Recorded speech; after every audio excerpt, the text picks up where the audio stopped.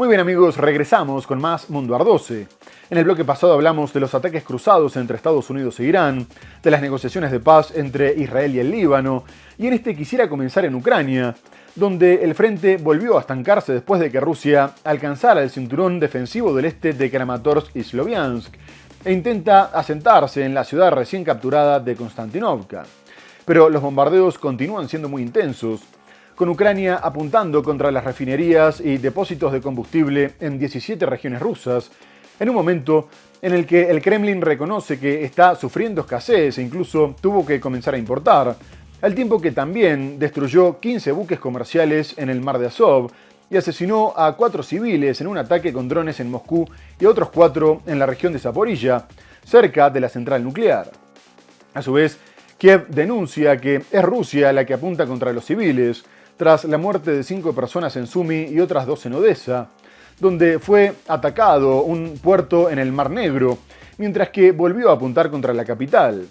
Donald Trump se había reunido en la cumbre de la OTAN con su par ucraniano Volodymyr Zelensky y lo autorizó a que Ucrania fabricara en su territorio los misiles Patriot, con el objetivo de que pudiera defenderse de los bombardeos rusos. A su vez, cuando fue consultado sobre los ataques contra la retaguardia rusa, Trump respondió que se trataba de una escalada, pero que podría terminar acercando a la paz, mientras que el secretario de Estado Marco Rubio destacó que a Rusia le resultaba cada vez más difícil proteger su espacio aéreo, y coincidió en que esta situación podría generar una oportunidad para la diplomacia.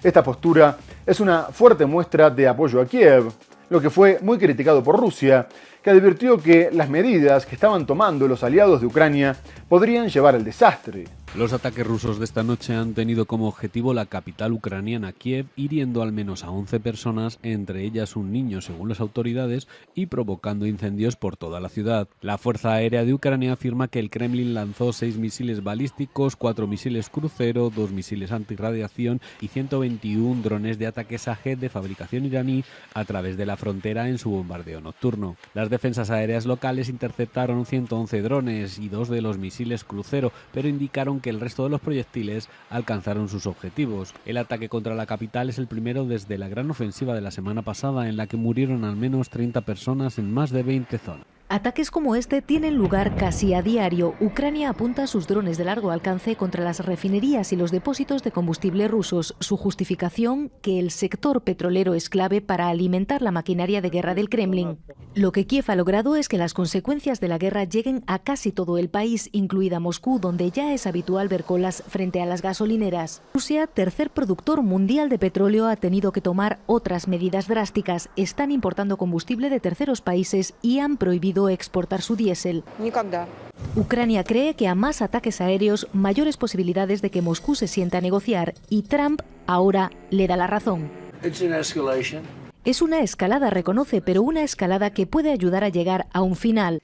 Moscú rebate ese argumento. La escalada no va a llevar en ningún caso a la paz, sino a más escalada, advierte, también por parte del ejército ruso. Además del respaldo explícito de Washington, Ucrania tuvo buenas noticias de sus aliados europeos, dado que si bien varios estados afirmaron que se les habían agotado las reservas para darle armas a Ucrania, se comprometieron a entregarle 70.000 millones de euros en el 2026 e intentarían hacer lo mismo el próximo año. Y el apoyo se confirmó en la cumbre de la coalición de voluntarios que tuvo lugar en París. Los 37 países que forman parte le prometieron a Ucrania mantener la asistencia el tiempo que fuera necesario, ya sea en el plano militar, financiero o civil. Además, el grupo liderado por Francia, Alemania y el Reino Unido destacó que estaba preparando un nuevo paquete de sanciones contra Rusia y se comprometió a reforzar la defensa antiaérea ucraniana en un momento en el que Kiev advierte que no tiene capacidades para interceptar misiles balísticos. Asimismo, comunicaron que proporcionarían armamento de largo alcance con el fin de seguir golpeando la retaguardia y avanzaron en la creación de la coalición antibalística para integrar los sistemas de defensas antiaéreas y los radares de sus 10 miembros, incluida Ucrania, aunque están buscando ampliarla. Por su parte, el mandatario francés Emmanuel Macron informó que Ucrania también recibiría 16 cazas Rafale, mientras preparaban ejercicios militares conjuntos por tierra, mar y aire, con el fin de alistar una fuerza multinacional que se desplegaría tras un alto al fuego con Rusia, aunque aclaró que la fuerza sería puramente defensiva y no ejercería como mecanismo de supervisión del cese de hostilidades. Los aliados de Ucrania prometieron el lunes en París reforzar su apoyo militar a Kiev y aumentar la presión sobre Moscú durante una cumbre de la llamada Coalición de Voluntarios, que reúne a 37 países comprometidos con la defensa ucraniana. El encuentro, encabezado por el presidente francés Emmanuel Macron y el primer ministro británico Keir Starmer, se produjo en un momento en que Ucrania reclama más sistemas de defensa aérea para hacer frente al aumento de los ataques rusos con misiles balísticos. Macron anunció que Ucrania recibirá 16 cazas Rafale y nuevas baterías antiaéreas SAM-T, además de ejercicios para preparar el despliegue de una fuerza futura multinacional que podría operar tras un eventual alto el fuego. Estamos decididos a seguir apoyando a Ucrania aún más rápido y con más fuerza. Esta cumbre, esta coalición, marcó un punto de inflexión en la aceleración y la puesta en práctica de los compromisos asumidos en los últimos meses. Esto es válido para el apoyo financiero que se formalizó con el préstamo europeo de 90.000 millones de euros, al que se sumó Reino Unido, así como para los compromisos asumidos en Ankara por un total de 70.000 millones de euros, cuyos primeros desembolsos acaban de efectuarse. La cumbre también respaldó una nueva iniciativa de 10 países europeos para desarrollar capacidades antibalísticas comunes y reforzar la protección del continente. Desde Moscú, el Kremlin rechazó la reunión y acusó a sus participantes de querer prolongar la guerra. Por otra parte, en Estados Unidos, el Partido Republicano lamenta la muerte del senador por Carolina del Sur Lindsey Graham, uno de los más influyentes y cercanos a Donald Trump. La noticia fue dada a conocer por su equipo, que dijo que el deceso se produjo por una enfermedad breve y repentina, y poco más tarde el presidente lo recordó diciendo que era una de las mejores personas que había conocido y un verdadero patriota. No obstante, la relación entre ambos no siempre fue buena, dado que cuando Graham compitió con Trump en las primarias presidenciales del 2016, lo describió como un instigador racial, xenófobo y fanático religioso, aunque cuando este fue ganando poder, se supo acomodar dentro de su círculo, mientras que también tuvo un breve distanciamiento tras la toma del Capitolio del 2021. Y su influencia se vio sobre todo en cuestiones de geopolítica, ya que era un ferviente defensor de la política intervencionista, apoyando la guerra contra Irak en el 2002 y la permanencia en Afganistán. A su vez, era un aliado incondicional de Israel, por lo que el primer ministro Benjamin Netanyahu dijo que su país había perdido uno de sus mejores amigos. Por último, se destacaba por ser uno de los principales promotores de la política antirrusa, impulsando el envío de armas a Ucrania y el endurecimiento de las sanciones contra Moscú. Unos días antes se había reunido con el mandatario ucraniano Volodymyr Zelensky y dijo que nunca había sido más optimista sobre la guerra. Asimismo, los republicanos se apuraron para nombrar como reemplazante a su hermana Darlene, porque su deceso reducía una estrecha mayoría de 53 a 47. En una de sus últimas intervenciones públicas, luego de reunirse con Volodymyr Zelensky en Kiev el 10 de julio, Lindsey Graham anunció un acuerdo con la Casa Blanca que abría la puerta a nuevas sanciones contra Rusia. Según él, un momento crucial para poner fin a la guerra en Ucrania. Nunca he estado tan optimista como hoy. Ucrania ejerce una presión considerable sobre Rusia y espero que podamos poner fin a este conflicto por la vía diplomática. Cuantos más medios tengamos para presionar a Putin, mejor será. Creo que el presidente Trump ama a los ganadores y considera a Ucrania como parte del campo de los vencedores, pero esta guerra no se ganará en el campo de batalla. Lindsey Graham era una de las figuras más emblemáticas de la política estadounidense y del Partido Republicano desde hace más de 30 años. Crítico acérrimo de Donald Trump hasta 2017 para luego unirse a los seguidores del hoy presidente, convirtiéndose en uno de sus aliados más cercanos en el Congreso y un interlocutor influyente en cuestiones de política exterior. Nacido en 1955 en Carolina del Sur, Graham primero ejerció como abogado, para luego dar el salto a la política en 1993 y ser elegido a la Cámara de Representantes de Carolina del Sur. En 2003 se unió al Senado, un asiento que ocuparía hasta su muerte. Partidario de una política exterior intervencionista y de una línea dura en materia de defensa, secundó la intervención estadounidense en Irak y también abogó por sanciones más severas contra Irán y Rusia. Ferviente partidario de Israel, siempre defendió el apoyo militar de Estados Unidos. Su lucha también es la nuestra. Continuaremos ayudándoles militarmente. Las Torres Gemelas no se derrumbaron por un huracán, sino porque terroristas islámicos radicales mataron a 3.000 de nosotros en un solo día y nos matarían a todos si pudieran. Lindsey Graham se lanzó a la carrera por la nominación republicana para las elecciones presidenciales de 2016, una campaña de corta duración abandonada antes de las primeras primarias. Este año buscaba un quinto mandato en el Senado en noviembre. Por otra parte, la Policía Migratoria de Estados Unidos volvió a generar una fuerte condena después de haber asesinado en el estado de Maine a un inmigrante colombiano de 26 años, disparándole con un arma de fuego en un operativo que ni siquiera lo tenía como objetivo. El Departamento de Seguridad Nacional comunicó más tarde que detuvieron al vehículo porque salía de una dirección sospechosa y que le dispararon cuando intentó darse la fuga, por temor a que se pusiera en peligro la seguridad pública. Y poco después cambió la versión, afirmando que el hombre había utilizado su vehículo como arma contra las fuerzas del orden, lo que fue desmentido por testigos.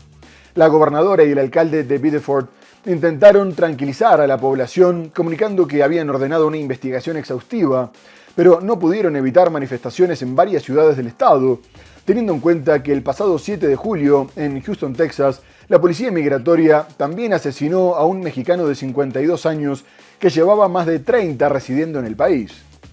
El hecho fue similar, dado que la policía dijo que había intentado atropellarlos y también fue desmentida por los testigos.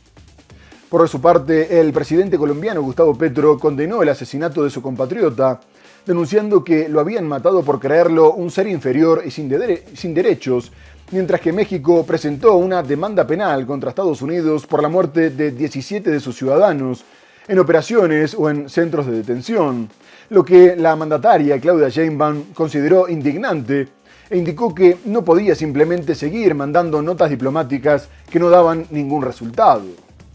Operaciones antiinmigración que terminan en sucesos letales. Un hombre de origen colombiano de 26 años murió baleado en una operación en la que participaron agentes del Servicio de Inmigración y Control de Aduanas, ICE. El tiroteo ocurrió en Biddeford, en el estado de Maine, en el noreste del país, cuando según los agentes el hombre intentó usar su auto como arma contra ellos. La Policía Estatal y el FBI ya iniciaron investigaciones. Sé que situaciones como esta son alarmantes y aterradoras. La Policía Estatal de Maine está en el lugar para apoyar y colaborar con la Fiscalía General, la Oficina del Médico Forense Principal de Maine y las autoridades federales para esclarecer los hechos ocurridos esta mañana. Según el senador independiente Angus King, el secretario de Seguridad Nacional le habría informado que el colombiano no era el objetivo de la orden judicial que los agentes estaban ejecutando. El suceso ha generado una ola de enojo en la zona y en ciudades aledañas. En la vecina ciudad de Saco se revivió el debate sobre el uso de la fuerza por parte de autoridades migratorias de Estados Unidos y añade otro capítulo más de dolor luego de la muerte de un ciudadano mexicano que residía en Houston, Texas, a manos del ICE. Las autoridades afirmaron que el hombre intentó atropellar a un agente federal con su vehículo, una versión desmentida por testigos. El día de hoy la Secretaría de Relaciones Exteriores va a presentar las denuncias ante el Departamento de Justicia de los Estados Unidos y las fiscalías estatales en Estados Unidos por el fallecimiento de 17 connacionales, entre ellos el último que fue pues prácticamente ultimado. Y Estados Unidos continúa aumentando la presión sobre Cuba con nuevas sanciones que, según la Casa Blanca, buscan poner fin a las actividades malignas del régimen, mientras que La Habana consideró las medidas como criminales y genocidas, destacando que buscan castigar a toda la población del país. Esta vez Washington apuntó contra el Ministerio de Turismo y 9 entidades estatales, como agencias de exportación de combustible y bienes y servicios. Washington ya había sancionado recientemente al conglomerado Gaesa, controlado por las Fuerzas Armadas, por lo que las cadenas que administraban hoteles de forma conjunta con el grupo sancionado se hicieron a un lado, aunque continuaron gestionando hoteles junto al Ministerio de Turismo y ahora tendrían que retirarse. Mientras tanto, la isla sufrió el tercer apagón masivo en menos de 10 días y el quinto en lo que va del año, como consecuencia del bloqueo de petróleo que lleva a cabo Estados Unidos y que podría generar una grave crisis humanitaria. Cuba ya recurrió hace unos días a la Asamblea General de Naciones Unidas para denunciar una política de agresión de Estados Unidos como parte de una guerra multidimensional que se intensificó en los últimos meses, mientras que Washington asegura que La Habana representa una amenaza a su seguridad nacional, y Donald Trump comunicó que estaban investigando la posibilidad de que Cuba tuviera drones iraníes, advirtiendo que si se confirmaba se encargarían de eso. Además, también dijo que no permitirían que la República Islámica les diera misiles, algo que también cree probable, y sigue amenazando con una invasión. Estados Unidos anunció el lunes nuevas sanciones contra varias entidades cubanas, incluido el Ministerio de Turismo, como parte de su campaña de presión económica contra la isla comunista. Tras las sanciones de mayo contra el conglomerado militar cubano Gaesa, varias cadenas internacionales dejaron de administrar hoteles operados junto a ese grupo para evitar restricciones estadounidenses, aunque algunas, como las españoles Meliá e Iberoestar, mantuvieron establecimientos gestionados en asociación con el Ministerio de Turismo. La inclusión ahora de ese ministerio en la lista de entidades sancionadas extiende la presión de Washington a operaciones que hasta el momento habían quedado al margen de esas medidas. Gaesa, que fue el objetivo principal de las amplias sanciones impuestas por Trump el 1 de mayo, ya ha empezado a desprenderse de activos para intentar escapar de la presión económica. El Departamento de Estado estadounidense estima que el conglomerado militar controla entre el 40 y el 70% de la economía de la isla. Washington extendió además las sanciones a varias empresas estatales de comercio exterior, incluidas entidades que intervienen en las operaciones de importación de combustible hacia Cuba. Esta lista de sanciones implica que todas esas empresas no pueden entablar ningún tipo de relación económica con pares estadounidenses, ni acceder al sistema financiero de ese país. Cuba sufrió el viernes otro apagón generalizado, el segundo en los últimos 5 días en la isla, sumida en una grave crisis energética agudizada por el bloqueo petrolero de Estados Unidos. El presidente cubano Miguel Díaz-Canel atribuyó el lunes la situación a una política de sanciones de Estados Unidos contra la isla y acusó a Washington de buscar provocar un estallido social por asfixia. En otro orden, el mandatario salvadoreño Nayib Bukele confirmó que volverá a competir por la presidencia tras 2 mandatos que le permitieron concentrar todo el poder, ya que también controla el Congreso y la justicia y gobierna prácticamente sin oposición. Las elecciones internas del partido fueron una formalidad, dado que no tuvo ningún contendiente, y posteriormente fue confirmado como candidato por su fuerza Nuevas Ideas, algo que fue posible tras la polémica reforma constitucional del 2025, que no solo permitió la reelección indefinida, sino que también extendió el periodo presidencial de 5 a 6 años. El presidente goza de una gran popularidad por reducir a mínimos la delincuencia, sobre todo las muertes violentas, que bajaron más de un 90% tras ser uno de los países más peligrosos del mundo, aunque con una política de seguridad denunciada por violaciones a los derechos humanos, ya que incluso él reconoce que las condiciones en la megacárcel para las pandillas son paupérrimas y una gran cantidad de reclusos no tienen condena. A su vez, agrupaciones como Socorro Jurídico Humanitario calcularon que en las cárceles hay 30.000 personas sin ningún vínculo con las pandillas, mientras que el gobierno admitió que había por lo menos 8.000 que ya fueron liberadas.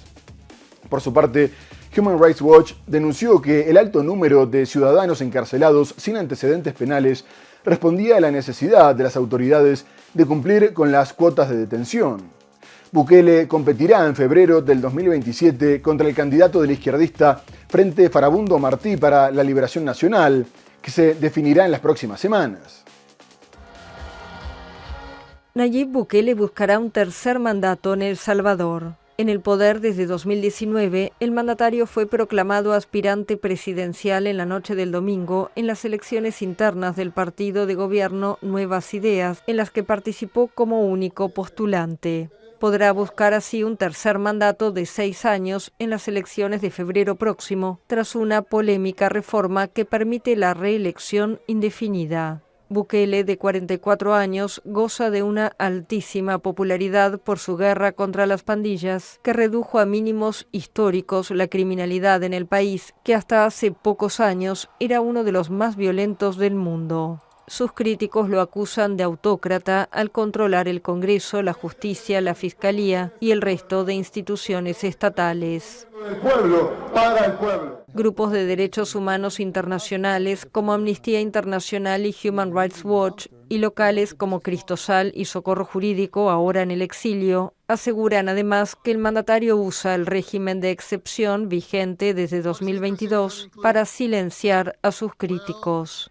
Él se ha descrito sarcásticamente como un dictador cool y su modelo de seguridad ha llamado la atención de varios gobiernos de derecha en el continente que buscan replicarlo. En un total tenemos 22.000 pandilleros, a los que los tenemos sin colchonetas, durmiendo en el suelo, hacinados, con 2 tiempos de comida. Y ahora vamos a ir a Colombia, que se prepara para la asunción del populista de extrema derecha Abelardo de la Espriella, que reemplazará al mandatario Gustavo Petro. Y ya se espera un cambio radical en la política de seguridad, ya que el presidente electo anunció que eliminaría la Consejería Presidencial para la Paz, destacando que el plan de paz total impulsado por el actual gobierno había fracasado rotundamente al no poder lograr que las organizaciones criminales aceptaran entregar las armas. De la Espriella dijo que suspendería de inmediato cualquier negociación activa y que la figura del comisionado de paz dejaría de existir, ya que prometió retomar la guerra contra los grupos armados, bombardeándolos con el apoyo de Estados Unidos. Además del cierre de la unidad de implementación del acuerdo de paz y de las consejerías de Reconciliación Nacional y de Derechos Humanos, la próxima administración eliminará más de 200 cargos públicos, con el objetivo de ahorrar poco más de $3 millones, al tiempo que desmantelará la Jurisdicción Especial para la Paz, un tribunal creado tras el acuerdo de paz con las FARC del 2016, encargado de juzgar los crímenes durante el conflicto armado. Por último, confirmó que buscaría encarcelar al ex comandante en jefe de la guerrilla, Rodrigo Londoño. Mientras tanto, se denuncia que todo esto impediría cumplir con el acuerdo de paz firmado por el gobierno de Juan Manuel Santos y se haría imposible garantizar la seguridad de los excombatientes, lo que confirma los temores de la Comisión de Verificación del Acuerdo de Paz de Naciones Unidas, que advirtió que el aumento de la polarización y la violencia amenazaba su cumplimiento. De la Espriella anuncia cambios estructurales en las instituciones creadas con el Acuerdo de Paz de 2016. El domingo, el presidente electo de Colombia anunció el cierre de las consejerías de Reconciliación Nacional y de Derechos Humanos, así como la unidad de implementación del Acuerdo de Paz. Además, declaró que buscará la encarcelación de Rodrigo Londoño, el antiguo comandante en jefe de las extintas FARC, medidas que van en línea con sus propuestas de campaña. A partir del 7 de agosto, el objetivo será la seguridad del pueblo y el desmonte total del perverso sistema de impunidad que reina en este momento y que se va a acabar desde que asuma el cargo en propiedad. Una serie de decisiones que para analistas como el politólogo Alejandro Chala desarticularía el aparato estatal creado para cumplir con lo pactado en 2016 por la administración de Juan Manuel Santos con la guerrilla de las FARC. Con esto, oficialmente, el próximo 7 de agosto comenzará el desmonte del aparato institucional del Acuerdo de Paz, según las propias palabras de Abelardo de la Espriella. Con el cierre de la unidad de implementación del acuerdo, queda descuadernado todo esfuerzo de coordinación de cumplimiento de los puntos firmados en el Acuerdo de Paz, junto con el seguimiento al Plan Marco de Implementación, la capacidad de seguimiento técnico de la misma, así como la seguridad de excombatientes en territorio. Rodrigo Londoño, hoy miembro de la formación política Comunes, declaró que han cumplido rigurosamente con lo pactado en 2016 y lo seguirán haciendo. El más reciente informe de la Comisión de Verificación de Naciones Unidas del Acuerdo de Paz de 2016 señala que los avances logrados podrían verse en riesgo ante la polarización y la violencia provocada por el conflicto armado que aún persiste en el país. Por último, Venezuela continúa aumentando la cifra de muertos por los terremotos del 24 de junio y ya son alrededor de 5.000 los confirmados, aunque Naciones Unidas advierte que sigue habiendo cerca de 30.000 desaparecidos. Los equipos de rescate comunicaron que ya no había esperanzas de encontrar sobrevivientes, pero seguían buscando cuerpos mientras removían los escombros de los 189 edificios derrumbados. Las autoridades informaron que había alrededor de 20.000 personas viviendo en tiendas de campaña, aunque el número podría aumentar a medida que avance la inspección de los edificios afectados. El presidente de la Asamblea Nacional, Jorge Rodríguez, calculó que necesitarían 25.000 viviendas para los damnificados y comunicó que la mandataria Delcy Rodríguez entregaría en los próximos días las primeras 200 casas del Plan Misión Vivienda. Por lo pronto, el gobierno ya designó más de 40 terrenos para la construcción de casas en La Guaira, la zona más afectada por los terremotos, mientras continúa las gestiones para conseguir financiamiento y mantiene contactos con Estados Unidos y Brasil y organizaciones como el Fondo Monetario Internacional y el Banco Mundial, al tiempo que le envió una carta al monarca del Reino Unido, Carlos III, solicitándole que liberara las reservas de oro venezolanas que se encuentran retenidas en el Banco de Inglaterra. Por otra parte, varios países continúan enviando ayuda humanitaria, como Rusia, China, Estados Unidos, México, Brasil y Argentina. Por su parte, Naciones Unidas pidió recaudar de forma urgente $300 millones y el subsecretario general de Asuntos Humanitarios, Tom Fletcher, llamó a flexibilizar las sanciones contra el país para facilitar la respuesta. El balance de víctimas por los terremotos que sacudieron Venezuela el 24 de junio sigue aumentando. Según las autoridades, casi 4.500 personas han muerto y 16.740 resultaron heridas tras los sismos que devastaron amplias zonas de Caracas y del estado costero de La Guaira. Más de 19.500 personas permanecen en campamentos provisionales instalados en estadios, plazas y parques, mientras continúan las labores de búsqueda entre los escombros. De acuerdo con el gobierno, más de 850 edificios fueron afectados y 190 colapsaron por completo, dejando a miles de familias sin hogar. La ayuda internacional sigue llegando al país. Este domingo Rusia envió un cargamento con alimentos y suministros para los damnificados, mientras que Estados Unidos informó haber distribuido 100.000 kits de asistencia en las zonas afectadas. Al mismo tiempo, médicos venezolanos y extranjeros trabajan en hospitales de campaña para evitar una crisis sanitaria en los refugios temporales, donde miles de personas viven en condiciones precarias. Naciones Unidas estima además que unas 50.000 personas siguen desaparecidas, aunque Caracas no ha confirmado esa cifra. Al mismo tiempo, el gobierno calcula que serán necesarias unas 25.000 viviendas para atender a las familias que perdieron sus hogares.